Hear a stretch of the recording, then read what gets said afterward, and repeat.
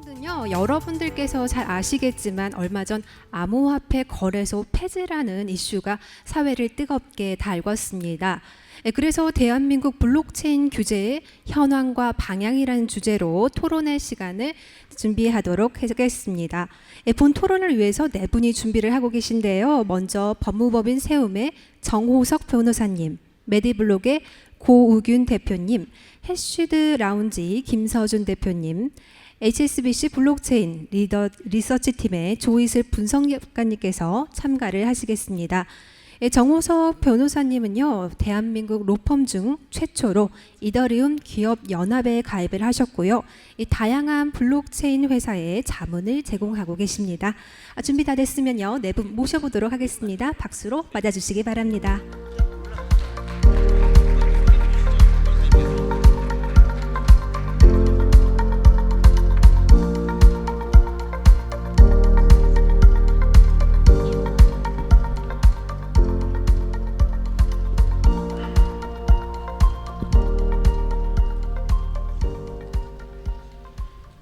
예, 안녕하세요. 저는 법무법인 세움의 정호석 변호사입니다. 오늘 제가 패널 토론할 내용은 한국의 규제 현황 및 그다음에 나아갈 방향에 대해서 설명을 드리도록 하겠고요.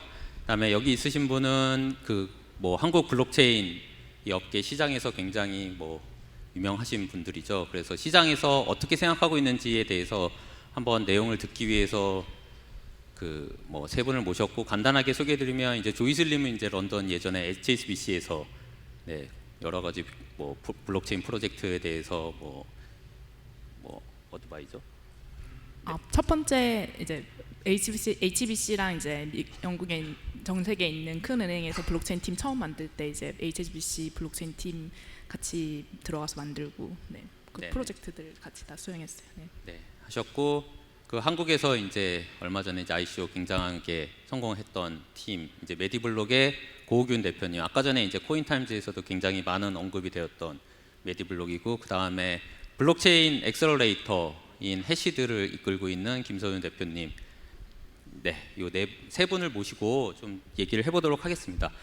우선 한국의 규제 현황에 대해서 이제 외국에서도 궁금해하시는 분들도 있고, 그다음에 한국에서도 계속된 이제 발표가 있어서 어떻게 진행되고 있는 건지 궁금해하시는 분들이 있어서요.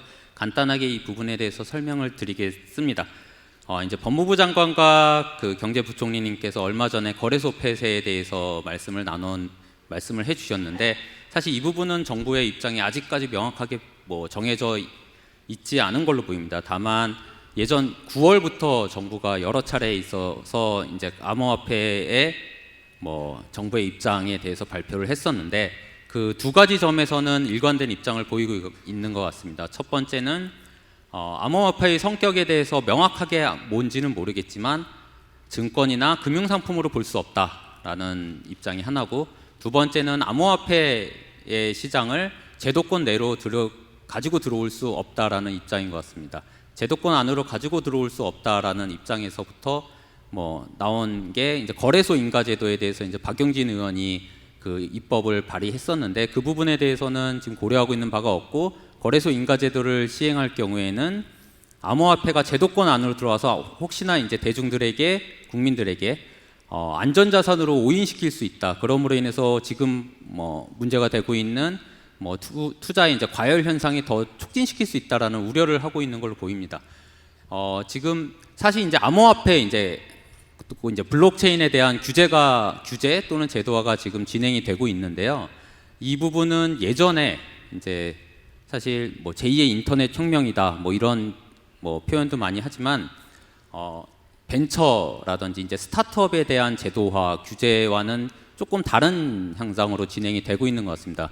사실 스타트업이라든지 이제 벤처 기업에 대해서 한국에서 이제 법제화가 됐을 때에는 외국에서 이미 어느 정도 시장이 성숙하고, 그 다음에 가능성이라든지 아니면 제도화라든지 이런 게 다 검증이 된 상황에서 한국에서 해외 기업들이라든지 이제 해외를 따라가기 위해서, 그거를 지원하기 위해서 법제도를 만드는 이제 따라가는 입장에서 이 제도화가 이루어졌다라면, 사실 이제 블록체인 이 시장에서는 한국이 지금 따라가는 입장이 아니라 같이 어떻게 보면 선도적으로 이제 주도하고 있는 입장으로 가고 있습니다. 그러다 보니까 아직 이게 정착화되고 이게 아직 뭐 안정화되지 않은 상황이다 보니까 이제 부작용들이 많이 나타나고 있는데, 이 부분에 있어서 이제 정부는 사실 처음 경험해 보는 상황이다 보니까 이제 우려가 굉장히 많아서 그 부분에 초점을 둬서 이제 제도화라는 측면보다는 규제라는 측면을 많이 이제 부각을 해서 좀 보는 것 같은 느낌이 듭니다. 그래서 사실 이제 법제도, 제도화라는 거는 정부가 이끌어 나갈 수가 없는 거거든요. 블록체인 같은 경우에는 전 세계가 이제 한꺼번에 연결이 되는 그런 상황이다 보니까 한국 정부가 마음 먹는 대로 그거를 이끌어 나갈 수 있는 게 아니라 시장이 이끌어 나가는 거를 좀 더 부작용을 줄이고 또 발전할 수 있는 방향으로 이제 도와주는 형태로 이루어져야 되기 때문에 지금 뭐 법제도에 관한 뭐 발표지만 이제 뭐 변호사라든지 아니면 이쪽 정부 관계자분들과 패널 토론을 하는 것보다는 시장에서 중요한 역할을 하고 있으신 분들에게 뭐 얘기를 들어보면 좋지 않을까 해서 이제 세 분에게 좀 몇 가지 질문을 드려보도록 하겠습니다. 먼저 뭐 이슬님한테 여쭤보면, 법무부 장관이 이제 암호화폐 거래소를 폐쇄하는 내용의 법안을 발의하겠다라고 이제 명확하게 입장을 발표해서 사실 전 세계 시장이 좀 요동쳤죠. 네, 그거에 대해서 그 입장에 대해서 이제 뭐 외국에서 오래 뭐 경험했던 바에 따라서 어떻게 보셨는지 좀 궁금합니다.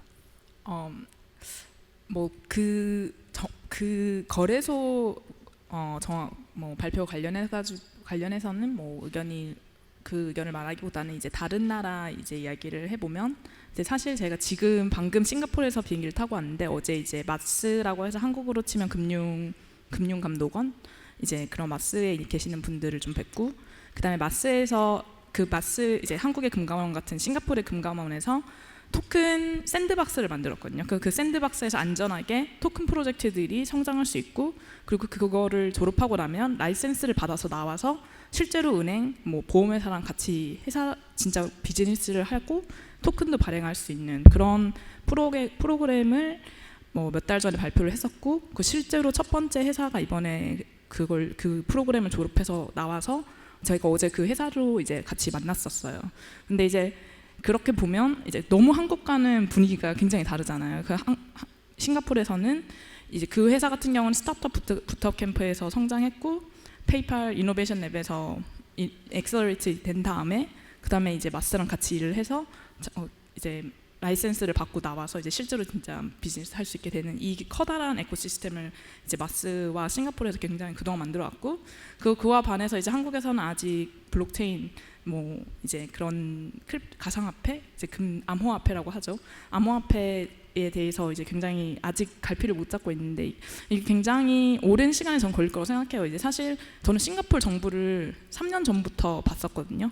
3년 전에 그 이더리움의 데브콘 제로가 베를린에서 있었고, 그 다음에 첫 번째 이제 데브콘 1이 이제 런던에서 있었는데, 그 2주 전에 첫 번째 해커톤이 이더리움 해커톤 런던에서 있었는데, 이제 제가 그 자리에 거기 가서 이제 참석을 하고 있었는데, 제 앞자리에 앉아있던 사람이 마스에서 왔던 분이셨어요. 그분이 3일 동안 개발을 못 하시지만 계속 앉아서 공부하고 거기 계시는 분들 다 만나고 이더리움 재단 사람들 다 만나고, 그게 2015년이었어요. 그래서 그때부터 싱가포르 정부에서는 굉장히 관심을 많이 가지고 공부를 정말 많이 해왔고, 그 지금에 와서는 굉장히 큰 에코시스템을 만들어서 지지를 한다는 건데, 사실 그렇게 많이 공부하고 고민을 많이 했던 싱가포르에서 굉장히 지금 호의적으로 나온다는 거는 제가 봤을 때는 나쁜 점만 있어서는 그동안의 3년 동안의 결론이 그렇게 굉장히 긍정적이기 힘들다고 생각하거든요.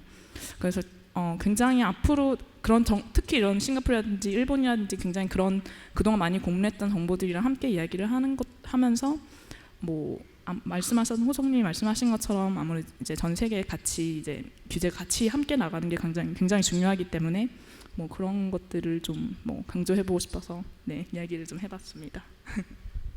네, 우규님도. 네. 저도 뭐 비슷한 논조의 얘기가 될 것 같은데요. 개인적으로 제가 느끼기에는 아직 정부 관계자분들이 이쪽의 성격을 다 파악하지 못하시지 않았을까.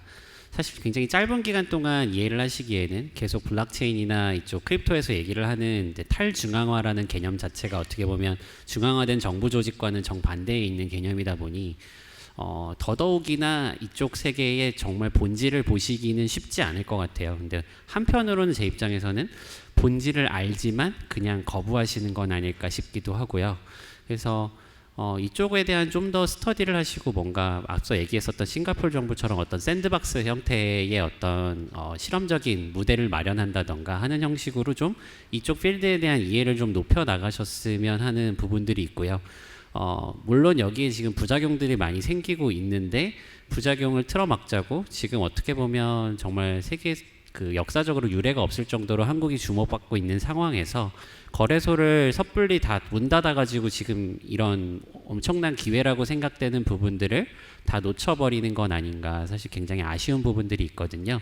그래서 그런 부분들 쪽에서 저희가 계속적으로 업계에서 일을 하면서 정보관계자분들하고 같이 이야기를 해 나갈 수 있었으면 하는 그런 부분들이 있습니다. 네, 김소준 대표님.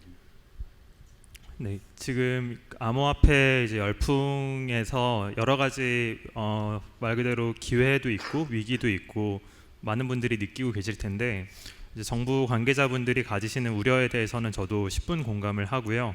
시장이 지나치게 과열되어 있는 부분들이 분명히 있지만 그래도 아마 이제 정부 쪽에서도 조금씩 느끼기 시작하신 것 같아요. 아직 그 방금 고우균 대표님 말씀하셨던 것처럼 제대로 이해가 아직 많이 올라오시지는 못한 것 같은 발언들을 저도 많이 듣고 있는데 그럼에도 불구하고 이게 막을 수 없는 세계적인 흐름이다라는 것들에 대해서는 느끼시는 것 같고 이게 가지는 잠재적인 가치가 굉장히 클 수 있다라는 거에 대해서도 공감을 하고 계시는 것 같아요. 그러면은 이제 이런 상황에서 거래소 폐쇄라는 거는 가장 극단적으로 나올 수 있는 정말 씨를 거의 말려버리겠다라고 하는 그런 수준의 정책인 것 같은데 그런 강경한 어떤 정책이 나오기 전에 충분히 그 시장에서 블록체인 산업을 육성하고 혹은 직접 플레이어가 돼가지고 활동하고 있는 분들과 더 많은 그런 자리들을 좀 마련했으면 좋겠고요. 그런 게 제가 느끼기론 저도 이제 시장에서 블록체인 프로젝트를 엑셀러레이션 하고 있는 사람의 입장에서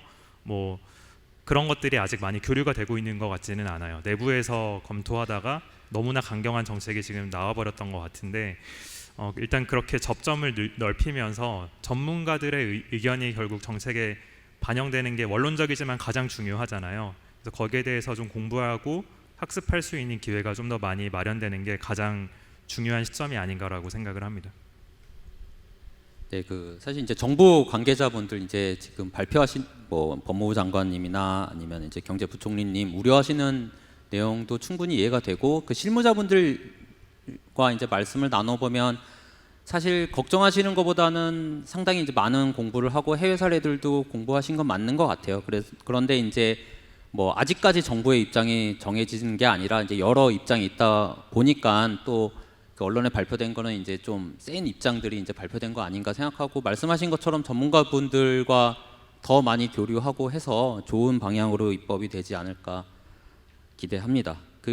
이제 우균 대표님한테 좀 뭐 사람들이 많이 궁금해할 것 같은데 사실 얼마 전에 이제 그 ICO라는 게 이제 끝났고 그다음에 이제 한국의 프로젝트들 중에서 굉장히 이제 성공적으로 끝나서 이제 전 세계에서 주목받고 그 코인마켓캡이라는 전 세계 이제 블록체인 회사들의 어떻게 보면 이제 시장 규모, 그러니까 비트코인이 1위, 뭐 리플이 2위, 뭐 이더리움 3위, 뭐 이렇게 순위가 나오던 거 있잖아요. 거기서 이제 100위 안에 지금 당당하게 랭킹이 들었고 100위 그냥 간신히 든 것도 아니고 좀 잘 드신 걸로 알고 있어요. 근데 그거에 대해서 어떻게 생각하시는지 이제 좋은 평가를 받고 있는데 그거에 대해서 궁금합니다. 네, 뭐 사실 이제 저는 이제 외국에서 공부를 하기도 하면서 계속 이쪽 IT 쪽에서 많은 사람들을 예전부터 만나왔고 그런데 그럴 때 사실 아시안이다? 그러면 일단 IT 쪽에서는 좀 무시하는 경향들이 있었어요. 그리고 특히나 아시안에서 중국 사람이 아니고 한국 사람이다 그러면은 거기서 더 이제 뭐 무시하고 상대 안 해주려고 하고 하는 부분들이 좀 있었는데 블록체인 쪽에서는 뭐 좀 더 정확하게 말하면 사실 이제 암호화폐 쪽이기는 한데요. 밖에 나가서 이렇게 얘기를 하다 보면 한국인이라고 했을 때 저를 상대하는 외국인들의 태도가 완전 급변하는 거를 느끼고 있거든요. 굉장히 초기부터 저희가 이제 어떻게 보면 암호화폐가 좀 과열된 부분이 없잖아 있지만 한국이라는 곳이 어딘지도 몰랐고 여기가 이만큼 주목을 받았던 적이 없는데 제가 이 시장에서 지금 활동을 하면서 정말 우리나라가 이 이전에 그리고 향후 앞으로도 이렇게 전 세계적으로 관심을 받을 수 있는 기회가 과연 있을까 싶을 정도로 과도한 관심이 지금 한국에 많이 쏠리고 있는 것 같아요. 한국을 베이스로 저희가 프로젝트를 시작을 했기 때문에 저희가 좀 혜택을 받은 부분도 분명히 있을 것 같고요. 저희가 이 안에 이 암호화폐에 진입하고 계신 분들이 굉장히 많기 때문에 이런 부분들에서 굉장히 큰 베네핏을 얻고 있는데 이런 부분들을 저는 기술적으로 또 시장적으로 저희가 오히려 어드밴티지를 가져갈 수 있는 부분들이 굉장히 크다고 생각을 하거든요. 저는 가끔 만나는 분들한테 이제 여쭤보는데, 그러니까 얘기를 드리는데요. 스위스의 주크시 같은 경우에 진짜 조그만 그냥 스위스 시골 마을이었는데 거기에 크립토밸리라고 만들어가지고 프로젝트들을 유치하면서 갑자기 마을이 뭐 엄청나게 커지고 그쪽에 굉장히 많은 사람들이 외국 프로젝트들이 들어와서 꼭 한 명씩 스위스인을 고용해야 되고 보드 멤버로 들어가야 되는 이런 조건들 때문에 해당 산업군이 굉장히 크게 발전한 거를 봤어요.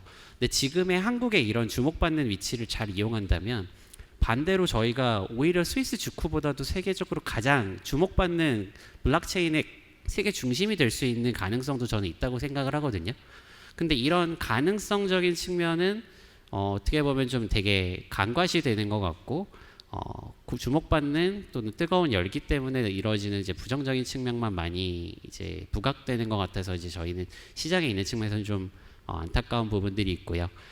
저희가 아무래도 이제 뭐 저희 기대보다도 굉장히 빨리 관심을 받아서 지금 뭐 얘기해 주셨던 것처럼 굉장히 높은 순위에 빠른 시간 안에 올라갔고 저희랑 비슷한 프로젝트를 하고 있는 다른 이제 외국 기업들이 있는데 제가 알기로는 저희가 메디컬 분야에서는 지금 전 세계 1위 프로젝트가 됐더라고요. 마켓캡 기준으로.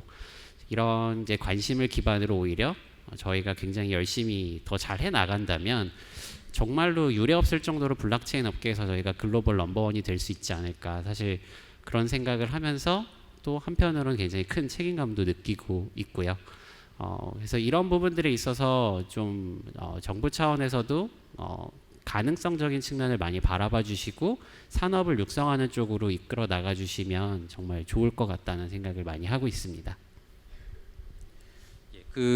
제가 뭐 스타트업에 대한 법률 자문도 하고 있어서 예전부터 이제 스타트업 뭐 투자 밸류에이션이나 이런 것들을 보면 사실 이제 한국에서 투자 받았을 때 이제 밸류에이션들이 이제 한국 기업들은 보통 처음에 시리즈 A를 받으면 뭐 30억, 50억, 100억 정도로 대부분은 투자 밸류에이션이 정해지는 것 같아요. 근데 실리콘밸리만 해도 그거에 이제 10배가 넘는 밸류에이션으로 투자들이 많이 유치가 됐었거든요. 근데 지금 이제 블록체인 산업계에서는 그 구분이 없어지고 한국 기업이라고 디스카운트 받는 게 아니라 오히려 전 세계에서 한국 기업이 뭐 오히려 이제 어드밴티지를 갖는 이런 상황이 되지 않는다 싶고 사실 이제 그 김소연 대표님은 예전에 사실 한국 스타트업의 뭐 1세대이기도 한 그 놀이라는 교육 그 스타트업의 파운더기도 하고 얼마 전에 이제 뭐 이쪽 분야에 나와서 다시 이제 엑셀러레이터인 그 해시드를 설립해서 이 둘 사이의 차이를 잘 아실 것 같아요. 둘 다 경험을 해보셨기 때문에 지금 고규현 대표님이 말씀하신 것에 대해서 좀 덧붙여서 한마디 더 해주셨으면 좋겠거든요.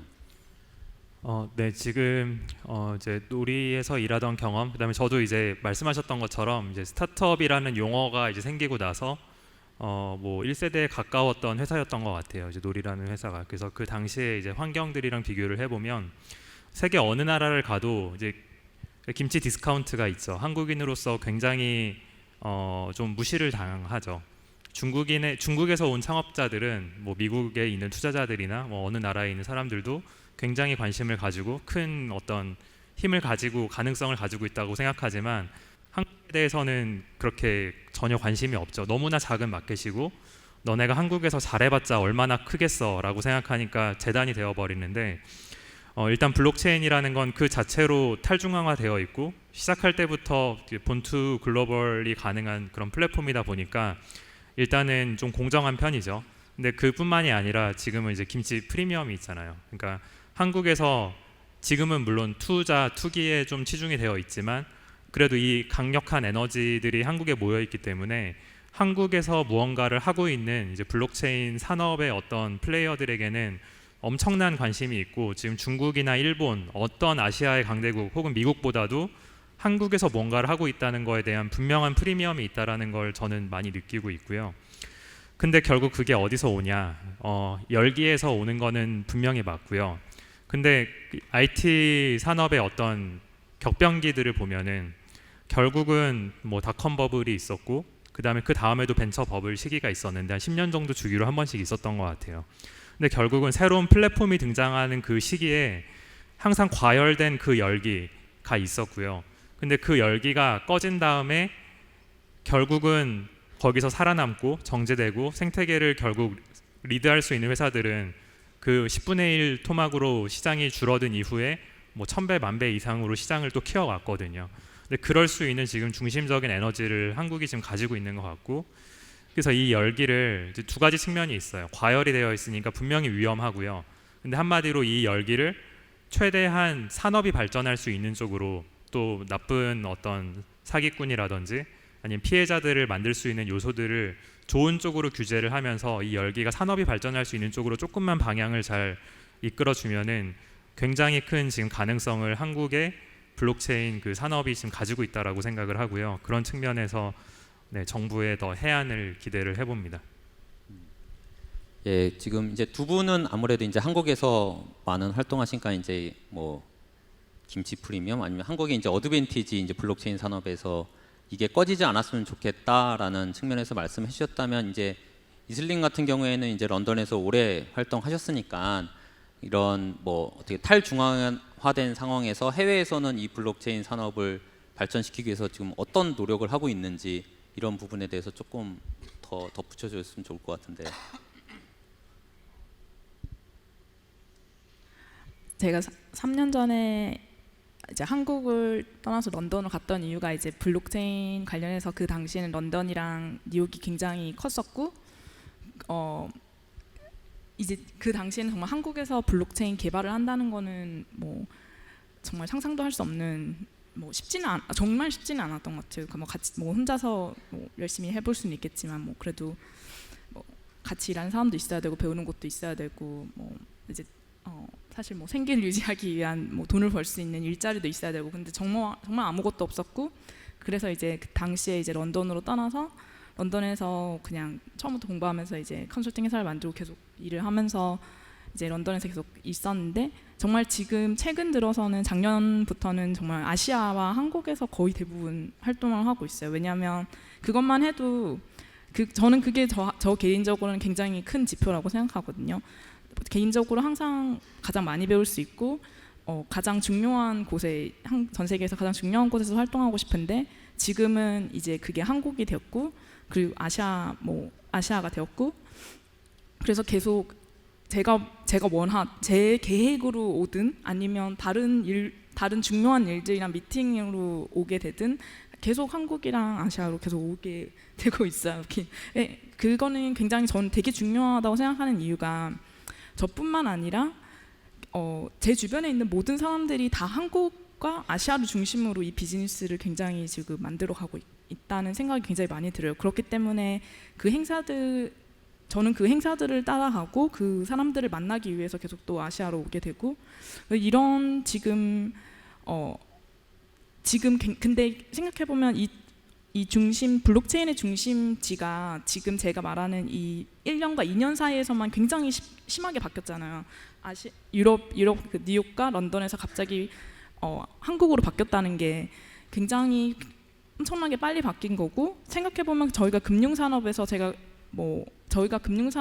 단 한 번도 전 세계에서 가장 중요한 나라 마켓인 적은 없었는데, 지금은 저희가 갑자기 1년 만에 전 세계에서 가장 중요한 금융 마켓이 됐고, 그게 이 상황에 대해서 제가 가장 우려하는 바는 이제 그만큼 1년 만에 이만큼 시프트가 일어나는 것처럼 저희가 만약에 지금 정부라든지 뭐 시장의 상황으로 인해서 만약에 저희가 마켓을 닫을 경우에 이 마켓은 또 쉽게 움직여서 어디론가 갈 거예요. 특히 저희가 이 마켓이 다른 마켓과 달리 24시간 24/7이라고 저희가 말하는데 다른 주식 마켓은 열리고 닫히거든요.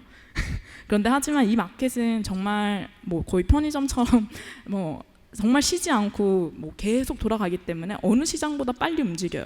그래서 왜냐하면 모두가 다 깨어 있으니까 그렇기 때문에 그게 첫 번째 이유로 굉장히 많이 빨리 움직일 수 있는 이유가 있고, 두 번째는 저희가 탈중화를 한다는 거는 어디선가 만약에 서버를 닫으면 저희는 다른 곳으로 움직일 수가 있어요. 그렇기 위해서 저희가 탈중화된 서비스와 시스템을 만들고 있는 거고, 이 산업의 근본이 탈중화이기 때문에 어디선가 시장이 하나 막히면 이미 중앙 집중화되어 있지 않기 때문에 어디론가 너무 쉽게 옮길 수 있거든요. 이 두 가지 이유로 인해서 제 생각에는 저희가 지금 어떤 태도를 이 시장에서 취하느냐에 따라서 지금 한국 마켓이 전 세계에서 가장 중요한 이 상황이 너무나 빨리 변할 수 있기 때문에 뭐 굉장히 정부에서 앞으로 어떻게 대책을 마련하고, 그리고 굉장히 짧은 시간에 뭐 좋은 대책이 나와야 되는데 그 안에서 얼마나 많은 대화가 이루어질 수 있을지에 대해서 뭐 많은 고민이 있었으면 좋겠습니다. 그 세 분이 이제 계속 말씀하시면서 이제 산업을 육성해야 되고 이제 긍정적인 면도 말씀하셨지만 언뜻 이제 부작용도 있는 것 같다라는 말씀을 하시는 것 같아요. 저도 그걸 이제 몸소 느끼고 있는 게 얼마 전에 이제 저희 아버지가 이제 컴퓨터를 잘 못하시는 분인데 저한테 너 혹시 뭐 이 블록체인이나 뭐 가상화폐 너 뭐 전문으로 한다며 하면서 그 아버지 친구들이 뭐 사야 되냐고 물어보더라라고 뭐 여쭤보시더라고요. 그래서 이거 조금 심해지긴 했구나라는 걸 이제 느꼈는데, 아무래도 세 분이 이제 시장에서 활동하시다가 뭐 지금 뭐 사기도 나오고 다단계 유사수신행위 뭐 그리고 불법 자금 유출 뭐 재정 거래를 통한 자금 유출 뭐 여러 가지 이슈들이 언론에 나온 거가 이제 피상적으로 나오고 있는데, 실제 경험하시거나 목격하신 것들이 있을 것 같아요. 이제 어떤 피해 사례들이 실제 있었고 우려되는 상황이 뭐였는지 이번에 뭐 김서준 대표님부터 먼저 한번 말씀해 주시면 좋을 것 같습니다. 네, 기본적으로 말씀하셨던 다단계나 유사수신 행위는 정말 많이 일어나고 있는 것 같고요. 그러니까 외국에 있는 친구들한테 그런 연락이 되게 많이 와요. 뭐 한국에서 무슨 큰 펀드라고 하는데 뭐 하는지 알아 해서 저희도 좀 알아보면은 다단계고 이런 경우들이 정말 너무 많고요. 그런 것들, 그러니까 저는 규제가 들어와야 된다고 생각해요. 제가 뭐 시장이 발전하기 위해서 정부가 아무것도 하지 말았으면 좋겠다라는 입장은 전혀 아니고, 뭐 저를 포함한 대부분의 이 산업에서 블록체인 산업을 성장시키고 싶은 분들은 규제를 오히려 환영할 거예요. 오히려 정부가 아무 역할도 하고 있지 않은 게 아니라 나쁜 이런 시장의 행위들을 엄벌할 수 있는 것들을 만들어줘야지 더 산업이 성장할 수 있을 거라고 생각하고, 한편으로 또 중요한 것들은 이제 가장 아마 많은 분들한테 와닿는 사례들은 또 거래소의 사례일 것 같은데, 실제로 국내에서도 해킹 당해가지고 문을 닫는 거래소의 사건들이 계속 나오고 있고, 그 다음에 꼭 그 해킹으로 뭐 이렇게 문 닫는 정도까지는 아니어도 심각한 수준의 어떤 서버 장애나 이런 걸 겪으면서 큰 금전적인 피해를 입고 시장에서 대응하지 못해서 피해를 입는 그런 경우들도 나오고 있고, 그런 부분들에 대해서 어떤 규제가 저는 필요하다고 생각해요. 어떤 가이드라인을 정해주고 거래소 같이 이렇게 중요한 역할을 하는 데 있어서는 이런 정도의 어떤 가이드라인은 꼭 지켜야 한다. 그런 것들은 정부가 해줘야 되는 중요한 역할이라고 생각을 하고요. 또 하나 이제 중요하게 생각하는 것 중에 하나가 사기를 치는, 그러니까 작정한 스캠일 수도 있고요. 두 가지 종류의 스캠이 있는 것 같아요. 블록체인 프로젝트에 있어서는 하나는 처음부터 작정하고 그냥 돈 먹고 도망가려는 프로젝트가 있고, 두 번째는 능력이 안 돼서 스캠이 되는 경우인데, 그러니까 굉장히 비저너리하고 뭐 계획까지도 심지어 화이트 페이퍼까지도 잘 썼지만 내부적으로 그걸 잘 개발할 수 있는 팀이 없거나 뭐 그런 식의 역량에 의해서 결국 개발 안 되면 결과적인 사기가 될 텐데, 뭐 그런 것들을 그 중앙화된 거래소의 경우에는 좀 더 엄정하게 심사하고 좋은 프로젝트를 선별해서 이렇게 올리고 거기에 대한 정보들을 더 투자자들에게 제공해야 되는 그런 의무가 있지 않나 그런 생각을 하고 이제 그런 부분들에 있어서 전반적으로 시장의 안전장치를 만드는 부분들에 있어서는 정부가 더 많은 노력을 기울여줬으면 좋겠고요.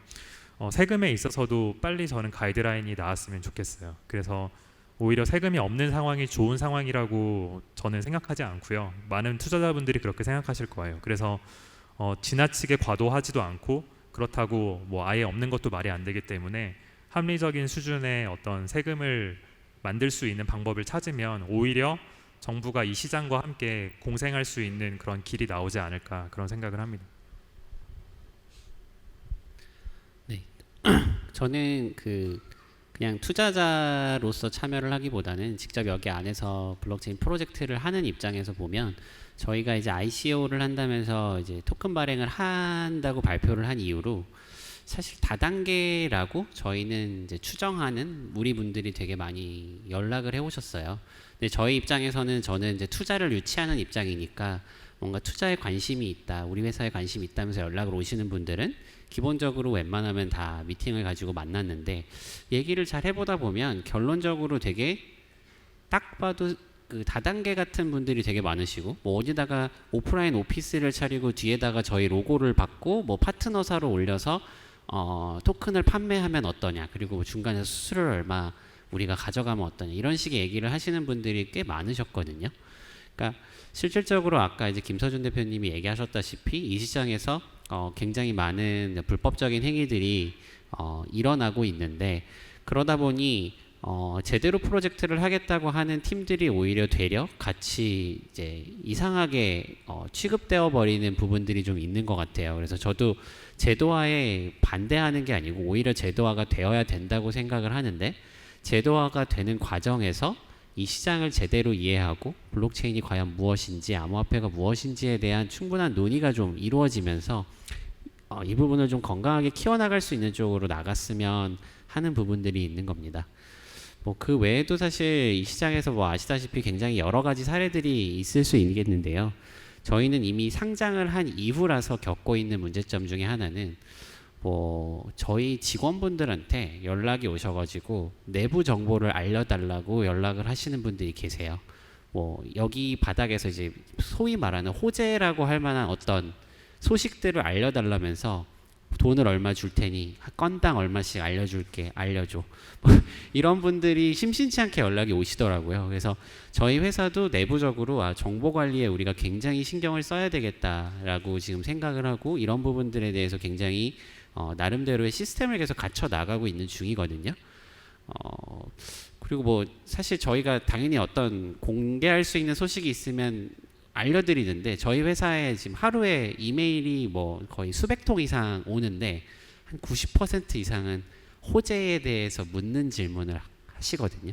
근데 이제 이런 것들이 어떻게 보면 너무 좀 시각이 이제 전혀 제도화되지 않고 여기가 전혀 이제 제도권 안에 없는 상황에서 사람들이 단순히 투자와 투기로만 바라보고 있는 상황이기 때문에 벌어지는 이슈라고 생각을 하고요. 이런 부분들이 조금 더 건강하게 저희가 논의를 통해서 좋은 방향으로 나아갔으면 합니다.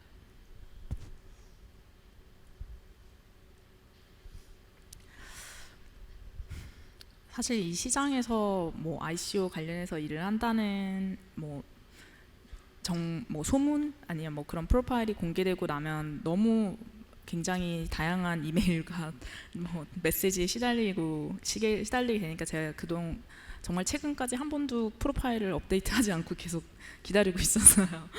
너무 걱정이 많이 돼서 이미 그런 다양한 스팸을 받고 있는데 이제 얼마나 많은 스팸들을 받을까 해서 이제 저는 사실 이제 이런 모든 사기라든지 이런 뭐 다양한 문제들이 생기는데 저는 약간 그레이 에어리아에 있다는 생각이 굉장히 많이 드는 게 어떤 비즈니스는 사실 거의 대부분의 지금 저희가 암호화폐에서 일어나고 있는 거래라든지 비즈니스 중에 굉장히 다양한 부분이 어떤 부분에서 보면 다 불법이거든요.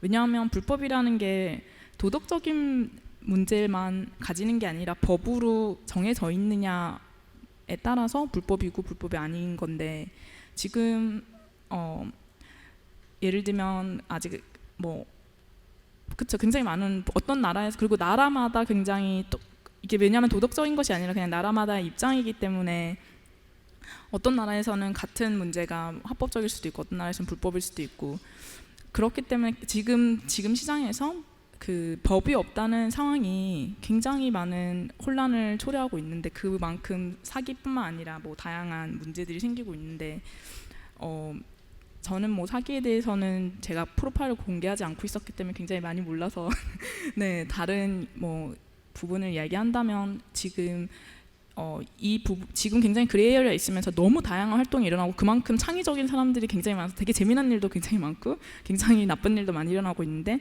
하루빨리 그 어느 정도는 법안이 들어와서 어느 자리를 잡아야 되고, 특히 굉장히 그 기업의 입장으로 스타트업의 입장에서는 일단 은행을 셋업하는 게 굉장히 중요한데, 지금 은행을 셋업하는 데 있어서 정부에서 어느 정도 은행 같은 경우는 굉장히 정부의 규제를 많이 따르기 때문에 정부에서 어느 정도의 가이드라인을 주지 않으면 은행에서 굉장히 은행 계좌를 열어주는 거에 대해서 굉장히 곤란해하는 경우가 굉장히 많아요. 그게 한국만이 아니라 전 세계 어디에서도 지금 굉장히 그 문제가 있는 상황이고, 이런 것이 해결되지 실제로 생각해 보면 비즈니스를 하고 있는데 내일 당장 은행이 닫힐지도 모른다. 이런 거는 정말 큰 비즈니스 리스크거든요.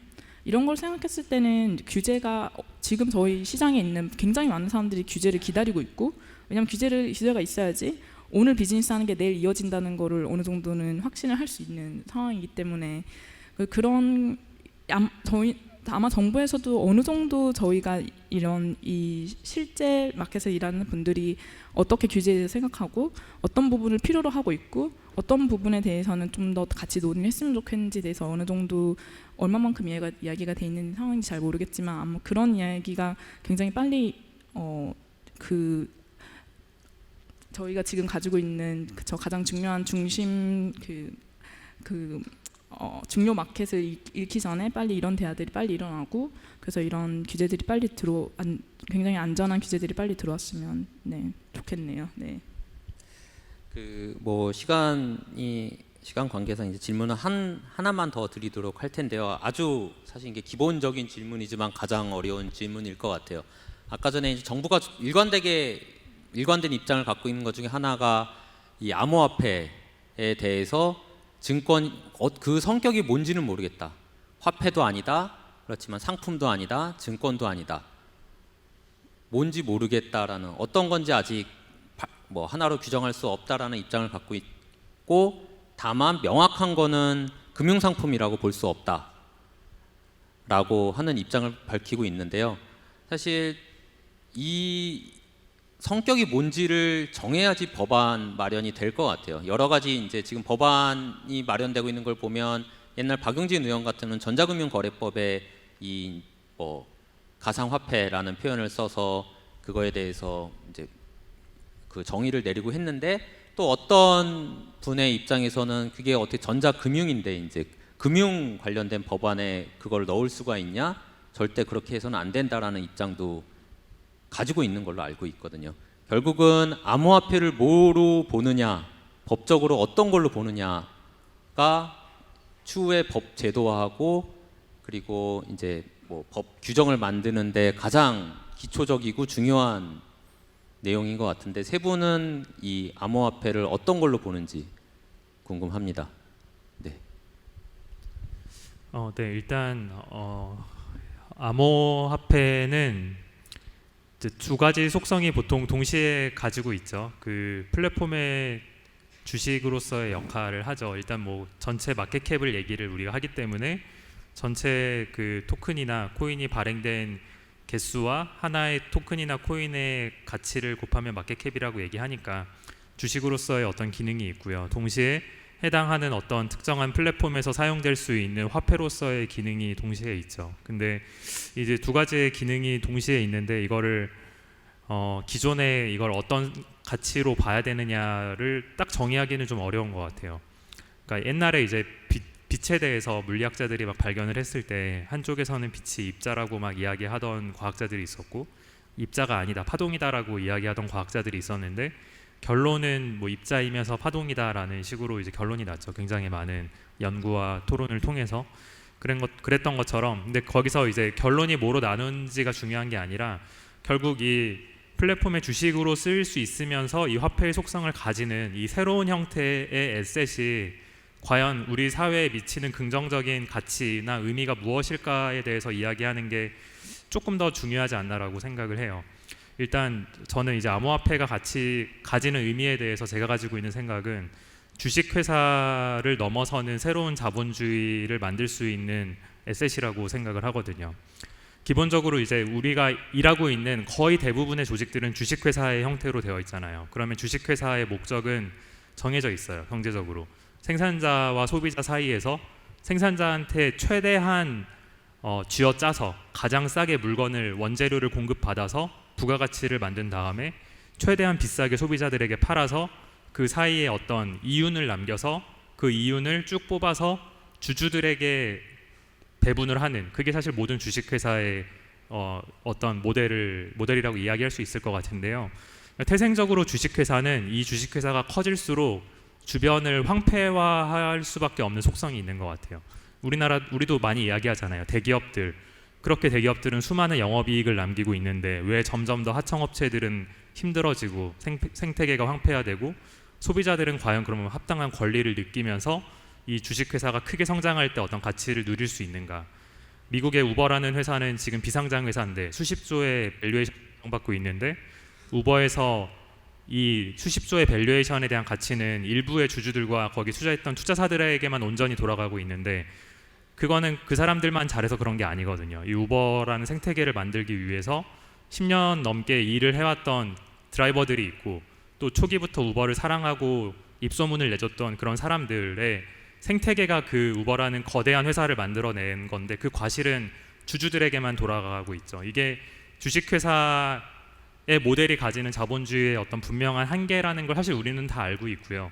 그거를 공정하게 프로토콜에 의해서 이 생태계에 참여하는 사람들에게 만들어주고 나눠줄 수 있는, 프로토콜에 의해서 공정한 배분을 할 수 있는 새로운 형태의 자본주의 모델이 무엇일까라는 생각을 아마 되게 많은 분들이 해오셨을 텐데, 그거를 결국은 해결할 수 있는 이 단초를 제공하는 게 이 크립토 이코노미 혹은 토큰 이코노미라고 저는 생각을 하고 있고요. 이게 가능한 이유는 이 유동화된 어떤 에셋이, 극도로 유동화될 수 있는 이 에셋이 플랫폼의 주식이자 동시에 화폐로서의 속성을 가지기 때문에 이런 이상적으로만 들릴 수 있었던 이코노미가 만들어질 가능성이 생긴 것 같고, 저는 이게 블록체인이 가지는 본질적으로 가장 큰 의미라고 생각해요. 이 분산화된 원장이고 위변조가 불가능하고 그런 기술적인 측면이 아니라 뭐 제2의 인터넷으로서의 의미가 아니라 지금까지 사람들이 함께 일을 하고 부를 나눌 수 있었던 거를 좀 더 공정하고 열려있고 개방된 프로토콜로서 만들어줄 수 있는 그런 가능성이라고 생각을 하고요. 그런 지점에서 좀 더 많은 논의가 있었으면 좋겠고, 그 논의의 결과물로서 현실 세계에 적용이 돼야 되기 때문에, 결국 뭐 은행이나 기존의 금융권이랑도 연결이 돼야 되기 때문에 어떠한 부분에서는 뭐 화폐로서의 속성이 있을 거고요. 어떤 부분에서는 또 상품에 가까운 속성으로 취급해야 되는 부분들이 있을 텐데, 그것보다 더 중요한 거는 이 본질적인 의미에 대해서 함께 많은 이야기를 나누고 이게 가지고 올 수 있는 어떤 미래 비전과 변화들에 대해서 더 많은 공론이 필요하다고 생각합니다.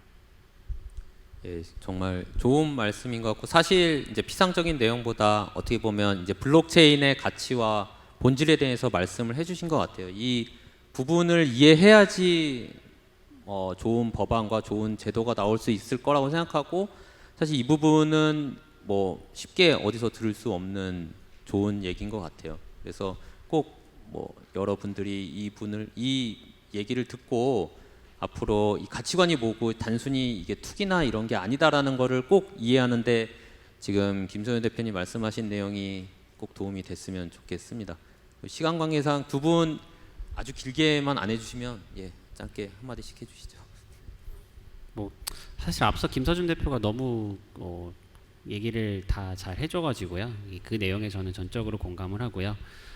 그냥 조금 더 첨언을 하자면, 아까 어차피 얘기 중간에 나오긴 했었는데, 기존의 주식이나 저는 화폐적 성격을 이제 동시에 다 가지고 있다라는 부분에 굉장히 공감을 하고, 그렇기 때문에 저희가 지금 만들어내고 있는 이 크립토 또는 암호화폐라고 하는 게 가지는 속성은 암호화폐의 총합이 예를 들면 그 기존에는 주식의 총합은 그 해당 기업의 전체 가치를 대변했다면 지금은 어떤 암호화폐의 총합이 가지는 이 마켓캡의 의미는 이 토큰을 중심으로 한 전체 이코시스템, 생태계 전반의 가치를 대변한다고 생각을 해요.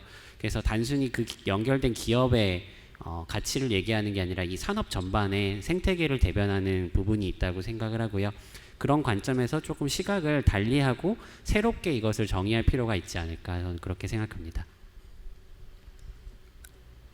전 시장이 이 기술과 시장이 얼마나 빠르게 변화해 가느냐에 따라 그런 거를 저희가 고려했을 때 저는 오히려 암호화폐냐 어떤 암호화폐가 어떤 전통 금융 상품이냐를 정의하고 빨리 규제를 모두 다 만들어 버리려고 하는 거는 저는 오히려 좀 반대긴 해요. 규제가 없어야 된다는 게 아니라 규제를 너무 빨리 만들어 버리려고 만들어서 그냥 뭔가 이 문제를 처리를 해버리려고 하는 거는 저는 좀 문제라고 좀 안 된다고 생각하고 좀 고민을 해야 될 필요가 있고 그 고민을 하는 데 있어서 시장이 저희도 오래 있었던 사람들도 앞으로 어떻게 변해갈지에 대해서 정말 아무도 모르는 상황에서 어떻게 저희가 이거를 정의하고 갑자기 이거는 좋고 이건 아니다라고 말할 수 있는 거는 아직 너무 이른 것 같고요. 저희가 아직 많이 배워야 되는 것도 있고 그래서 사실 저는 이번에 싱가포르에 가서 샌드박스 모델이랑 그리고 런던에서 하고 있는 핀테크 샌드박스 모델이 너무 굉장히 좀 흥미로웠던 게 이제 어느 정도는 오픈을 해서 열어놓고 비즈니스를 실제로 하게 놔두는 거예요. 사실 실리콘밸리라든지 어느 테크 회사에서도 다 파일럿이라 그래서 새로 시스템을 만들었을 때 같이 연동을 하거든요. 기존에 있던 시스템과 이제 바로 론칭 전에 이제 새로 만들어진 시스템을 같이 파일럿으로 연동을 해서 돌리는데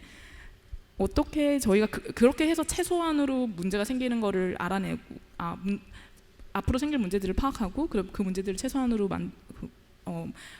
문제를 최소화하기 위해서 이제 준비들을 하는데 이제 저희는 제 생각에는 규제라든지 정부의 대책도 같은 방법으로 좀 갔으면 좋겠어요. 그래서 샌드박스라는 걸 열어서 어느 정도 같이 한번 돌려보고 어떻게 돌아가는지 그리고 돌렸을 때 어떤 문제들이 생기는지를 정확하게 어느 정도는 파악을 해서 한 몇 사이클 정도는 파악을 해서 그러고 나서 같이 만들어가는 게 굉장히 중요한 것 같아요. 왜냐하면 굉장히 많은 분야들이 있는데 그거를 정부가 모두 공부할 수는 없기 때문에 굉장히 많은 회사들이 샌드박스에 들어오고 그 회사 하나하나에서 실제로 하면서 이런 규제가 필요하더라. 이런 규제가 있었으면 좋겠다. 이런 규제는 좀 지금 비즈니스 하는데 문제가 있다. 이런 거를 그 회사들로부터 이야기를 듣고 그래서 그거를 좀 기반으로 해서 뭐 규제가 어느 정도 초안이 만들어지기 시작하면 아무래도 굉장히 정확하고 업계를 반영하고 또 시장 그러면서도 또 동시에 많은 분야를 다 두를 수 있고 그런 규제가 앞으로 나올 수 있지 않을까 하는 생각이 들어요. 그리고 지금 당장 뭔가 만들어야 되는 게 아니라 어느 정도는 시간을 가지면서 이렇게 만들어 나갈 수 있는 여지를 만들어냈어요. 그리고 샌드박스라는 거를 제안을 하는 동시에 그래서 그래서 이 이야기를 어제 그리고 이제 전에 런던 갔을 때 샌드박스를 보고 나서 이제 기회가 생기면 꼭 한번 이야기를 해보고 싶다는 소망이 있어서 오늘 이야기를 계속 하고 있습니다. 네. 예, 실제 이쪽 지금 블록체인 분야에서 활발하게 활동하시는 분들의 이야기를 통해서 앞으로 사실 우리가 규제를 어떻게 만들어야 되고 저는 이제 사실 규제라는 말보다 동전의 양면 같은 표현인데 제도화라는 표현을 좀 쓰고 싶습니다. 이 부분은 규제라는 거는 부정적인 거에 초점을 맞추고 있다라면 제도화라는 거면 말씀하신 대로 이 범위 내에서는 마음껏 뛰어놀아라라는 측면이라고 생각을 하거든요. 그래서 지금 실제로 활발하게 활동하시는 분들이 좀 더 크게 될 수 있도록 이번에 법제화되는 부분이 꼭 실현됐으면 좋겠습니다. 네, 긴 시간 들어주셔서 감사합니다.